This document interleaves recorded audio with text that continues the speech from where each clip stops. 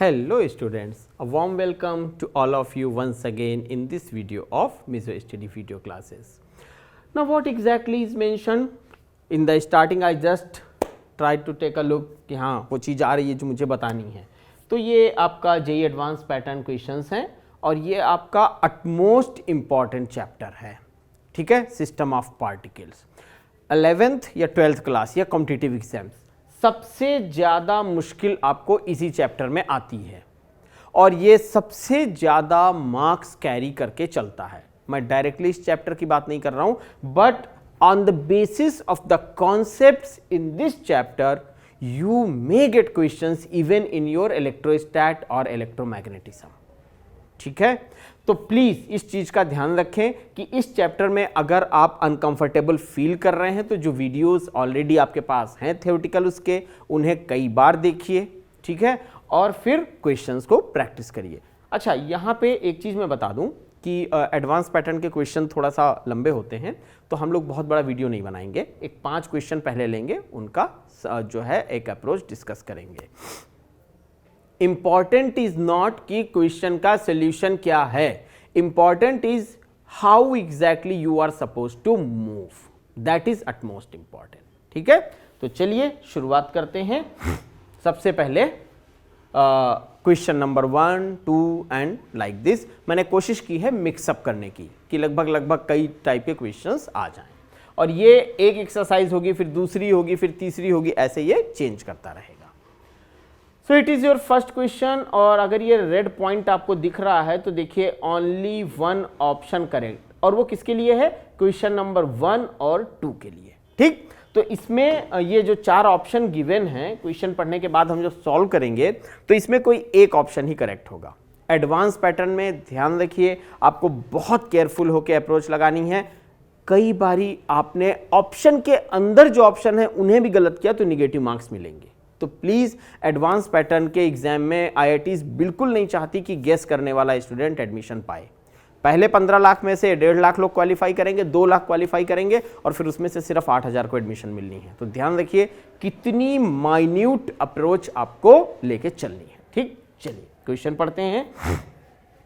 अब ball of radius r, ये जो बनी हुई है, rolls inside a hemispherical shell of radius r. ऐसे करके एक बाउल रख दिया गया, बाउल कटोरा. ठीक है, और फिर ये बॉल है, गेंद. अब ये ऐसे छोड़ दी गई तो ये ऐसे रोल करके आ रही है. Fine. It is released from rest at point A as shown in the figure. The angular velocity of centre of ball in position B about the centre of the shell. तो देखिए बड़ा simple सा question है लेकिन थोड़ा सा उसमें rolling का कॉन्सेप्ट डाल दिया गया. ठीक है, और उसके बाद फिर इसमें आपको जो है निकालना है angular velocity of the centre of the ball and किस पोजीशन पे? इस पोजीशन पे. तो अगर आप ध्यान से देखो तो बॉल ने इतनी हाइट नीचे आई है, कितनी? जितनी इसकी रेडियस है. तो इसकी पोटेंशियल एनर्जी तो mg समथिंग हुई ना. ठीक, लेकिन वो रेडियस बॉल की भी कंसीडर करनी है. तो हम लोग थोड़ी देर के लिए ना एक दो छोटी छोटी चीजें अज्यूम कर लेते हैं. देखिए बॉल की रेडियस स्मॉल r है तो इसे निग्लेक्ट नहीं कर पाएंगे. अगर ये एकदम पार्टिकल होता छोटा सा तो हम यहाँ कह देते कि पोटेंशियल एनर्जी यहाँ पे mgr या mgh होगी. लेकिन अभी क्या है कि ये चूंकि इसकी रेडियस स्मॉल r जो है वो r के कंपैरिजन में, कैपिटल R के कंपैरिजन में निग्लेजेबल नहीं है. प्लीज इस चीज का ध्यान रखिएगा. हालांकि अगर मैं इस क्वेश्चन को थोड़ा और चेंज करना चाह रहा था तो मैं ये चीज हटा देता. r-r सभी में गिवन है तो आपके सही करने की प्रोबेबिलिटी और ज्यादा हो जाती है. मुझे लगता है इसको थोड़ा और चेंज करके कॉम्प्लिकेटेड बनाया जा सकता था. देन आई थॉट कि इनिशियल स्टेज पे इतना डिफिकल्ट क्वेश्चन देना ठीक नहीं है. चलिए इस पोर्शन में मैं इसका सोल्यूशन दे रहा हूं. यहां पे क्वेश्चन रहेगा, थोड़ा कैमरा मूव करेगा लेकिन मैं आपको दोबारा भी इसे शो कर दूंगा. चलिए देखते हैं इसको. मैं लिख रहा हूं छोटे छोटे points. Kinetic energy of ball at B.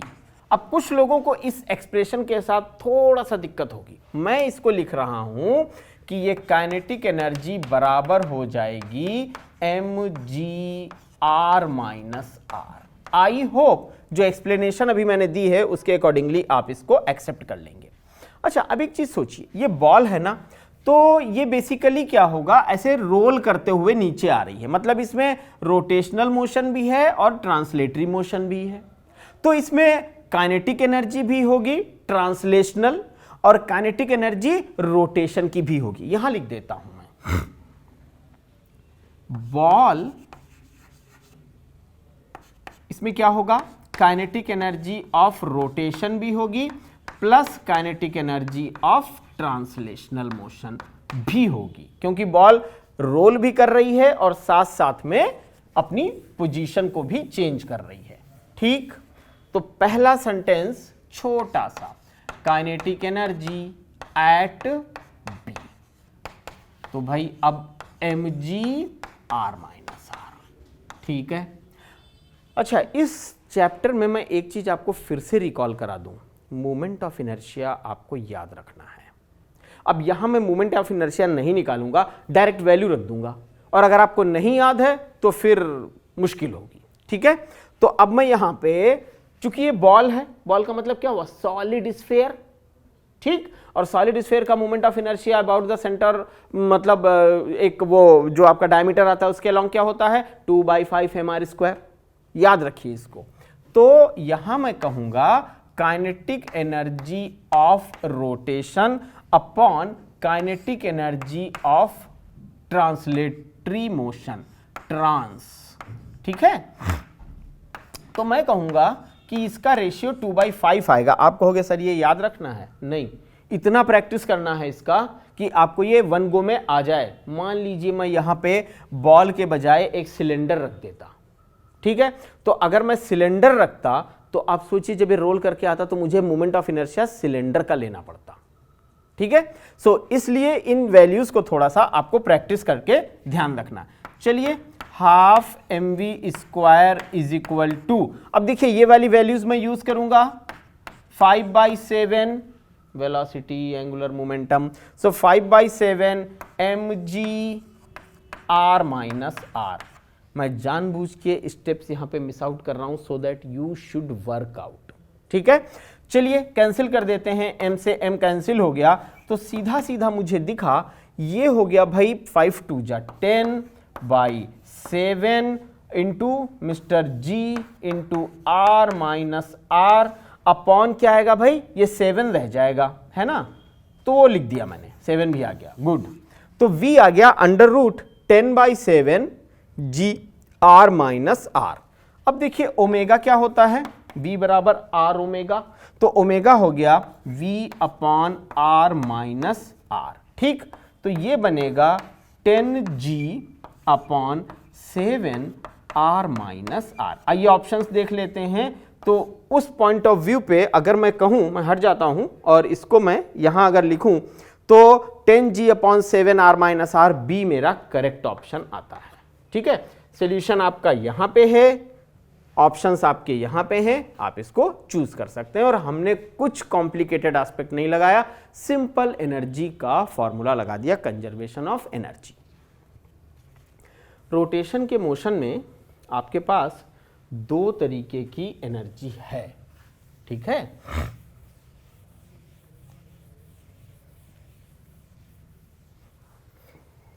Translatory और आपकी रोटेशन। और एक चीज मैं यहां पे और मेंशन कर दूं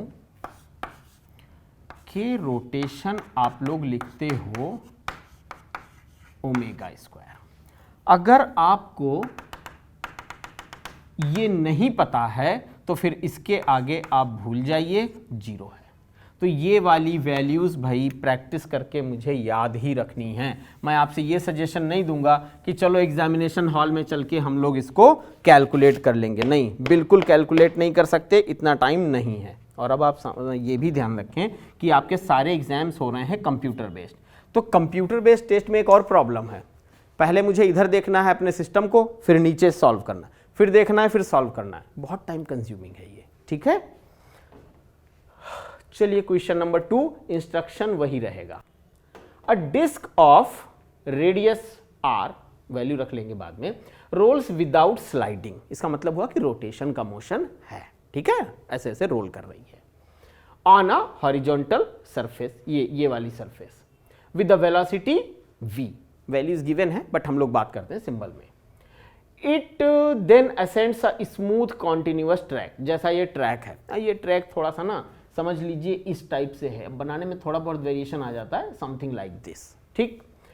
as shown in this figure the height up to which it will ascend is how much, कितनी दूरी तक ये चढ़ जाएगा। तो सोचिए इस पॉइंट तक अप्रोच समझते हैं पहले, यहां तक इसमें काइनेटिक एनर्जी है ट्रांसलेटरी और उसके बाद रोटेशन, यानी दो काइनेटिक एनर्जी होंगी, उनका सम इसको कहां तक ले जाएगा, चेंज इन पोटेंशियल एनर्जी। तो बिल्कुल बेसिक सा कॉन्सेप्ट हमें लगा देना है यहां पे। मैं इसलिए काइनेटिक एनर्जी पोटेंशियल एनर्जी की बात कर रहा हूं क्योंकि ये वाला चैप्टर हम लोग कर चुके हैं, ठीक है। एक चीज और, kinetic energy is equal to half mv²। इसमें आप कहोगे सर इसमें आपने कौन सी नई बात लिखी, ये तो बेसिक रिजल्ट है ही है। अब जो मैं कुछ कहने जा रहा हूं उसमें आपको थोड़ा सा सोचना पड़ेगा। मैं कह रहा हूं कि rotational ROTATIONAL rotational kinetic energy will remain constant. ऐसा क्यों भाई? क्योंकि देखिए ये जो रोलिंग हो रही है ना, वो रोलिंग इस बात पे डिपेंड नहीं कर रही है कि हाइट वगैरह क्या है, रोल कर रहा है। जैसे यहां पे मान लीजिए ये एक टेबल का हिस्सा है और मैं इस चौक होल्डर को, छोड़िए वो तो गोल नहीं है, मैं एक चौक जो कि एक सिलेंडर की तरह आप कंसीडर कर सकते हो उसको रोल कराऊं, तो मैं इसको ऐसे करूं, ये अगर रोल कर रहा है तो rotational kinetic energy half I omega square same रहने वाली है, ठीक। तो उस कंक्लूजन से मैंने लिखा कि रोटेशनल काइनेटिक एनर्जी जो है वो सेम रहेगी। अब एक चीज सोचिए, जब ये ऊपर चढ़ना शुरू करेगा तो kinetic energy will keep on reducing, मानते हैं इस चीज को, और वो किसमें कन्वर्ट होती जाएगी, पोटेंशियल एनर्जी में। तो ये तो रह गई कांस्टेंट, ये वाली घटनी शुरू हो जाएगी, तो भाई KT आएगी mgh, मान लीजिए h हाइट तक चढ़ गया, ठीक है, h हाइट तक। अब इसको मैं लिखता हूं half mv² is equal to mgh, ठीक। तो m से m कैंसिल कर दीजिए, तो v² नहीं, हमें h निकालना है ना, हाँ हमें h निकालना है, h निकालना है तो भाई हमें ये मिलेगा h is equal to v² upon 2g। No problem, values put कर दीजिए। तो हमारी v जो है वो है 6, तो ये हो गया भाई 6 इंटू 6 36 अपॉन 2 इंटू जी कितना दे रखा है 10, बहुत अच्छी बात है। तो ये हो गया 20, आप इसको सॉल्व करोगे तो ये आपको दे देगा 1.8 मीटर, ठीक। तो आपका आंसर आ गया 1.8 मीटर और वो डी वाला मेरा करेक्ट ऑप्शन हो गया, ठीक है। तो इन दोनों ही क्वेश्चंस में अगर आप देखो, मैं एक मैसेज और देना चाह रहा था। क्या होता है, आप सभी लोग कहते हैं rotational motion is very difficult topic, we are unable to solve the questions, ठीक है। वर्क पावर एनर्जी तो सिंपल है, तो मैं दोनों ही क्वेश्चन में कर क्या रहा हूं, मैंने वर्क पावर एनर्जी ही तो लगाई, मैंने रोटेशन की बात ही नहीं करी। जो आप अनकंफर्टेबल हैं मैं उसकी बात ही नहीं कर रहा हूं। I am trying to give you one message that if it is difficult for you to follow a long path to reach on a correct answer, better है कि हम सिंपल तरीके से कर लें उसको। अब इससे हम करेंगे तो हमारा 2 मिनट में क्वेश्चन हो जाएगा, नो प्रॉब्लम, अच्छी बात है, ठीक है। चलिए अगले क्वेश्चन पे चलते हैं and this question is question number 3। ये क्वेश्चन मैंने बेस्ड अपॉन, आप कह सकते हो कि इसको रखा एक बस सिंपल सी अप्रोच पे। क्या होता है कि हमें फॉर्मूलों में बड़ा कंफ्यूजन होता है, और अगर ये फॉर्मूले हमारे कंफर्टेबल हम नहीं हैं, so it is going to be very difficult for us to understand. तो इसलिए मैंने सोचा कि चलो कुछ फॉर्मूलों पे बेस पे एक क्वेश्चन रख देते हैं। यहां पे आप देखो मैंने कहा है कि more than one correct option, ठीक, ऐसा जरूरी नहीं है, बट हो सकता है कि इसमें से कोई 2, 3 या चारों करेक्ट हो सकता है एक भी करेक्ट हो। चलिए, a particle moves in a circle of radius r with angular velocity omega. एक सेकेंड, इसका डायग्राम बना लेते हैं। ठीक, v, तो v बराबर r ओमेगा या ओमेगा बराबर v बाई आर। ठीक है, no problem. At some instant its velocity is v and radius vector with respect to centre of the circle is r। ठीक है, okay. At this particular instant centripetal acceleration ac of the particle would be how much. आपसे सिर्फ 2 छोटे छोटे फॉर्मूले पूछे गए हैं जो यहीं लिखे हुए हैं आपके सामने। अब अगर याद है, बड़ी सीधी सी बात है, हम रख देंगे उसको, और नहीं याद है फिर आप इसको सोचते रहिए। AC होता क्या है? v square upon r। एक मिनट सोचिए, v स्क्वायर अपॉन r। अब v को मुझे किसके फॉर्म में चेंज करना चाहिए? r ओमेगा के फॉर्म में, और फिर उस वैल्यूज को मुझे रख देना चाहिए। तो मैं कह रहा हूं कि इसमें एक तो ये करेक्ट है, याद करिए फॉर्मूला, और दूसरा भाई ये करेक्ट है। ये करेक्ट है, इस बात को समझने के लिए मेरे पास में वेक्टर पढ़ने के टाइम पे मैंने ये पढ़ा था, कैसे इनको ऑपरेट करेंगे। तो कहीं ना कहीं आपको जो वेक्टर के कॉन्सेप्ट्स हैं उन्हें भी ध्यान रखना है। ठीक है, तो अभी आप ये देखो कि ये क्वेश्चन हार्डली आपसे 2 मिनट में हो जाएगा, प्रोवाइडेड मुझे फॉर्मूले रिकॉल कर जाएं। अदरवाइज आप इसको देखते रहेंगे, ये आपको देखता रहेगा, क्योंकि कुछ ड्राइव करने लायक तो है ही नहीं ना।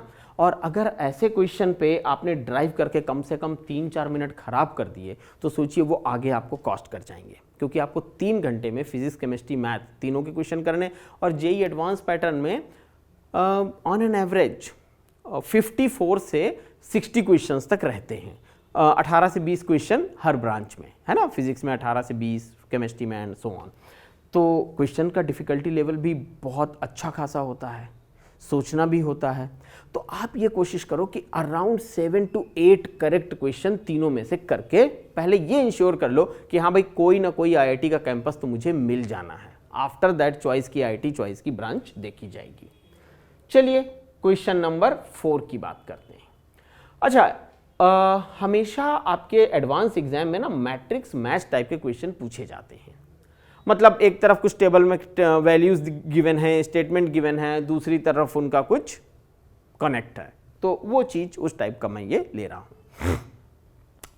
अ ring of mass m and radius r is placed on a rough inclined plane so that it rolls. ये जानते हैं, ये जो वर्ड लिखा है ना, दिस वन, ये सिर्फ इस बात के लिए है कि रोटेशन हो रहा है, स्लिपिंग नहीं है। ठीक है, विदाउट स्लिपिंग। और देखिए समझाने के लिए यहां लिख भी दिया गया, हालांकि वो सेंटेंस ही, मतलब वो वर्ड ही अपने आप में मोर देन इनफ था। अब आपको करना क्या है कि ये ऑप्शंस पढ़ने हैं और मैच करने हैं। ये क्वेश्चन मैं ये मानता हूं कि सबसे डिफिकल्ट लेवल के होते हैं, इसलिए नहीं कि बहुत लंबी कैलकुलेशन है या कुछ। इसमें ऐसा भी हो सकता है कि ए ऑप्शन पे, बहुत ध्यान से सुनिएगा ये चीज, ए ऑप्शन पे पी, आर और एस 3 करेक्ट हूं। ऐसा इसमें श्योरिटी नहीं है इस क्वेश्चन में कि ए के लिए सिर्फ 1 होगा, बी के लिए नहीं। इट मे पॉसिबल कि ए के लिए पी, आर और एस 3 करेक्ट हो, बी के लिए क्यू, आर करेक्ट हो, सी के लिए टी करेक्ट हो। इस टाइप से पॉसिबल है। अब मान लीजिए गलती आपने क्या करी, आपने ए के लिए करेक्ट जो था वो था पी, आर और एस। आपने पूरी कोशिश के बाद एस की जगह पे लिखा कि नहीं टी करेक्ट है, मतलब ये रॉन्ग आपने कर दिया। अब इस पूरी सिचुएशन में आपको नंबर कुछ नहीं मिलने बल्कि माइनस मार्क्स आने हैं। तो जो कुछ पीछे हम करके आए उसमें से भी घटने वाला है। तो प्लीज बिल्कुल ये गलती मत करिएगा, जहां पे श्योर होइएगा सिर्फ उसे ही हमें पिक करना। सपोज मुझे ए का पी और आर मिल गया, अब आगे मैं नहीं समझ पा रहा हूं, कोई जरूरत नहीं, क्योंकि अगर आपने PRS में से PR करा, S छोड़ दिया, तो भी आपको पॉजिटिव मार्क्स मिलेंगे, निगेटिव नहीं मिलेंगे। ये चीज सोचते हुए तब एडवांस एग्जाम में आप मूव करिएगा। ठीक, अब इसमें कुछ ऐसा है नहीं, हम लोग ऑप्शन पढ़ते हैं और फिर उनको ट्रीट आउट करते हैं। पहला कह रहा है कि linear acceleration of centre of mass. तो अब एक काम करें, इसका जरा बनाते हैं FPT, प्योर रोटेशन की तरह, फिर अपने आप ये मेरे ऑप्शंस आने लग जाएंगे। ठीक है, तो ये क्वेश्चन आपके साथ है, मैं छोड़ रहा हूं, ये टेबल 1 टेबल 2 है, यहां मैं इसके सॉल्यूशन की बात कर रहा हूं। A बराबर G साइन थीटा, ठीक है, यहां फिर आप ध्यान दो तो मैं सीधी सीधी वैल्यूज लिख रहा हूं, I अपॉन MR स्क्वायर। ठीक, ये चीज हम लोग यूज करते हैं, ये हमारा फॉर्मूला है। अब एक चीज सोचिए, ये है क्या? ये है एक बॉल, ठीक है, रिंग, सॉरी एक रिंग है। अब यहां पे जब मैं इसका मोमेंट ऑफ इनर्शिया रख दूंगा, मुझे ये पूरे का पूरा ब्रैकेट 1 मिल जाएगा। करके देख लीजिएगा, सारी जगह यही स्टोरी मूव कर रही है। और चूंकि अभी तक के क्वेश्चन मैंने कंजर्वेशन ऑफ एनर्जी लगाई, तो मैंने सोचा चलो अब प्योर हम लोग जरा रोटेशन की बात करते हैं। ये रिजल्ट एक्सेलरेशन का याद करिए, A बराबर G हो सकता है इंक्लाइन प्लेन पे, प्योर ट्रांसलेशन में A बराबर G साइन थीटा हो सकता है, फ्रिक्शन के केस में आप accordingly G sine theta minus mu cos theta minus G sine theta की बात करते हैं। उसी तरीके से रोटेशन में ये चीज आती। Close your eyes, recall these 4 फॉर्मूले। ठीक, तो भाई ये मुझे मिलेगा G साइन थीटा अपॉन 2, कोई दिक्कत नहीं है। ये जानते हैं क्यों चेंज हुआ? क्योंकि मोमेंट ऑफ इनर्शिया। अब यहां पे मैं रिंग की जगह डिस्क कर दूं तो ये 1 नहीं होगा, फिर मुझे ये I रखना पड़ेगा, सॉल्व करना पड़ेगा। ठीक है, सो ये मुझे मिला A बराबर G साइन थीटा बाई 2, और क्यों 2 वो मैंने लिख दिया। तो अब ऊपर मैं लिख देता हूं इसकी वैल्यू। अगर मैं सीधे लिख देता ना, तो आप में से बहुत सारे लोग अपनी आईब्रोज रेज करते कि ये क्या कर दिया। तो A बराबर 1/2 G साइन थीटा। ठीक, इस इक्वेशन को पढ़ा रहने दीजिए, जैसे हमें जरूरत पड़ेगी हम यूज कर लेंगे। ओके, अब हमारे पास में अल्फा बराबर A/R है। ठीक, तो अल्फा बराबर A/R में अगर मैं ये वैल्यू भर दूं A वाली, तो बच्चों मुझे मिल जाएगा G sine theta upon 2R। ये कोई मुश्किल काम नहीं है। ठीक, अब इसी के अकॉर्डिंगली मैं अगर इसको मूव करते हुए चलूंगा, तो मैं जरा ऑप्शंस की बात करना शुरू करता हूं कि linear acceleration of centre of mass कुछ भी नहीं होगा। सोचिए, ठीक, तो मैं कह देता हूं A के आगे T। ठीक है, फिर B है कि अभी मैं और सॉल्व कर दूंगा, पहले जरा सोचना शुरू करिए, थोड़ा सा ये जो मैंने लिखा उसके अकॉर्डिंगली सोचिए। B है angular acceleration. Angular acceleration is directly proportional to m। मैं सॉल्व करूंगा लेकिन अभी नहीं, अभी मैं लिख दूंगा equations, but wait. Is inversely proportional to m, is directly proportional to r square, is inversely proportional to r। तो आपको पता है कि एंगुलर एक्सेलरेशन क्या होता है? एंगुलर एक्सेलरेशन ये लिखा हुआ है। ठीक, और इनवर्सली प्रोपोर्शनल टू r, देख लीजिए आपके सामने ही इक्वेशन दिख रही है। सोचिए, दिख रही है? ये तो हो गया कांस्टेंट, ये तो खैर ही है जो भी है। ठीक, तो क्या मैं B के आगे लिख दूं S? आप अपने आप इन क्वेश्चंस को वर्कआउट करने लग जाएंगे।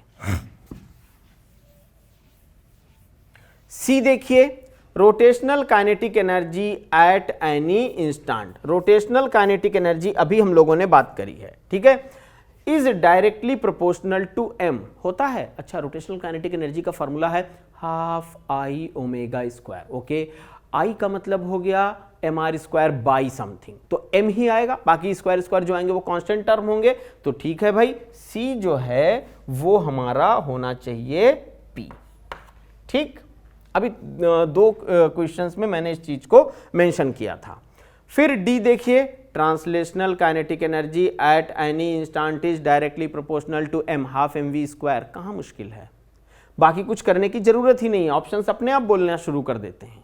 ठीक है, बट एक चीज ध्यान रखिएगा, हो सकता है C में P के अलावा SB हो, लेकिन मुझे नहीं समझ आया। मैं उसको वर्कआउट नहीं कर सका, so I will not touch it, I will simply say कि भाई in my opinion C and P. तो जो भी आपकी स्कीम है कंप्यूटर देगा वो आपको पॉजिटिव मार्क्स देगा, निगेटिव नहीं देगा। अदरवाइज एक छोटी सी गलती और कैंपस दूर हो गया। चलिए अगले क्वेश्चन पे हम लोग चलते हैं, क्वेश्चन नंबर 5। अच्छा, पिछले कुछ दिनों से आपके इस एग्जाम में क्वेश्चंस आ रहे हैं with integer type of approach. Integer type of approach है क्या?